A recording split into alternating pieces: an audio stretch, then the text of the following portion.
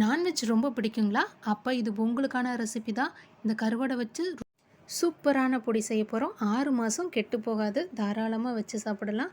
டேஸ்ட்டும் அருமையாக இருக்கும். கடாயில் கொஞ்சமாக எண்ணெய் சேர்த்துக்குங்க.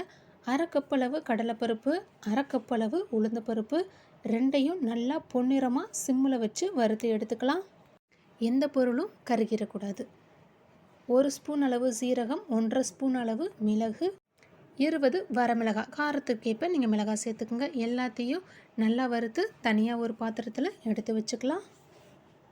அடுத்து நம்ம எடுத்து வச்சுருக்கிற கருவாடை இந்த இதில் சேர்த்துட்டு நல்லா சூடேறுற அளவு வறுத்தா போதும்.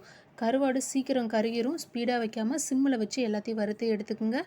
ஆற வச்சுட்டு மிக்ஸி ஜாரில் இந்த பருப்பெல்லாம் சேர்த்துட்டு தேவையான அளவு உப்பு சேர்த்து கொரகொரப்பாக அரைச்சிட்டு நம்ம ஆற வச்சுருக்க கருவாடையும் சேர்த்து ரவை பதத்துக்கு அரைச்சிக்குங்க.